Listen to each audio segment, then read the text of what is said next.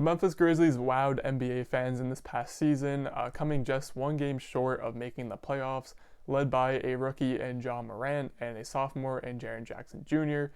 It would have been very impressive for them to make the playoffs, even if they had just been swept by the Lakers in 4 games, which probably would have been likely.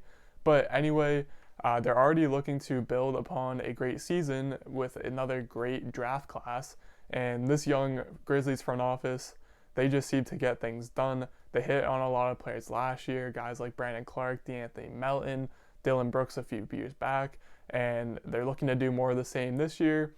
And in this recent draft, they really made something out of nothing, so let's get into the picks they made.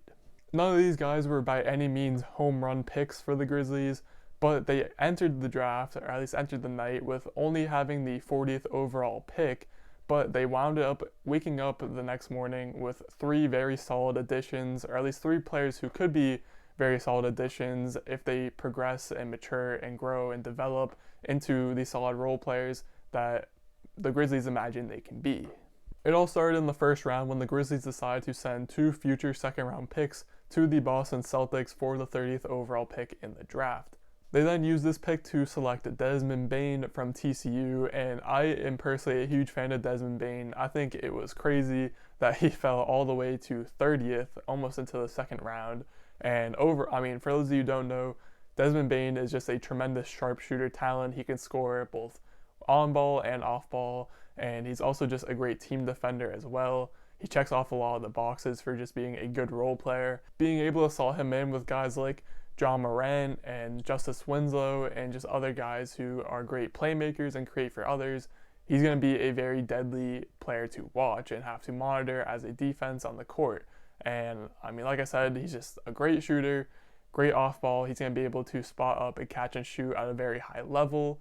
Overall, I think he was an absolute steal for the Grizzlies at 30th. They then later sent their 40th pick, who ended up being Robert Woodard II, and a future 2022 second round pick to move up to the 35th pick for Xavier Tillman Sr.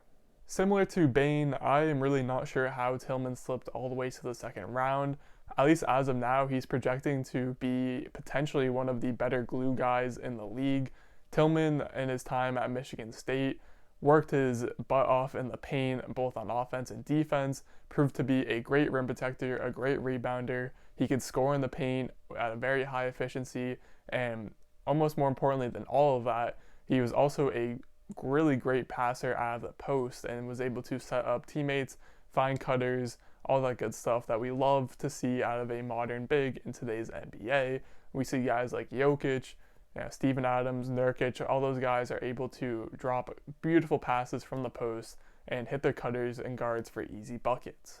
There's a good reason why head coach Tom Izzo at Michigan State was able to, when speaking on Xavier Tillman, was able to call him his new Draymond Green very comfortably, because Tillman does a lot of the same things that Draymond does in the NBA today.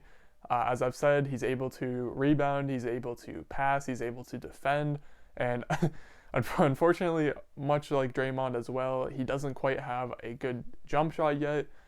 He has hit from the three-point line, albeit at a very low percentage, but it's something that he's still working on, and there's no reason why he can't improve his shot and maybe get it to a point where he is, or at least has to at least be respected from the three-point line, because that's all you really need as a forward in today's NBA. Overall, Tillman could very easily progress and grow and mature and develop into what we now know as the modern small ball 5 in today's NBA. Guys who aren't quite 7 feet tall, but maybe around like the 6'8" to 6'10" range, who can just work their butts off, play high level defense, protect the rim, which is one of the most important things in that role, and then also be able to facilitate, handle the ball, and just all that good stuff. Much like we see with, like I said, Draymond Green and guys like Bam Adebayo. All these are just athletic freaks who can also handle the ball like a guard. And then if all this wasn't good enough for you, very lucky Grizzlies fans, the Grizzlies front office also went out and signed undrafted free agent Killian Tillie from Gonzaga after the draft was done. Now, I'll be honest, Tillie I don't know as much about, but from what I've seen, He is another big who can apparently stretch the floor decently well, and the reason that he slipped so far was due to a vast injury history. Now, I know a few months ago I had heard his name a lot more. He was being projected to be in the lottery for a few people. I know Kevin O'Connor had him, projected to be in the lottery, and he eventually just kept on slipping and slipping further to the point where he wasn't even drafted in the real NBA draft. So Grizzlies came out and snagged another very good potential guy who could end up being a prominent role player a few seasons down the line when the Grizzlies are finally contending for a title.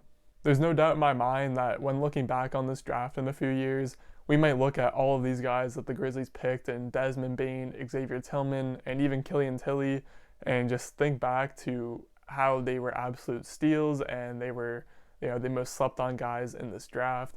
It wouldn't shock me at all if these 2 or even 3 guys were at the top of the list for that.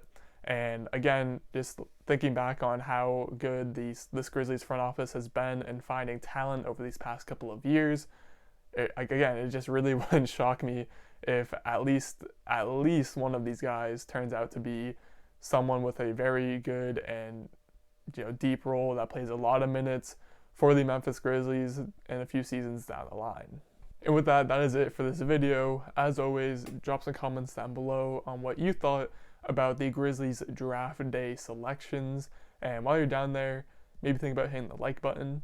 But other than that, most importantly of all, thank you for watching.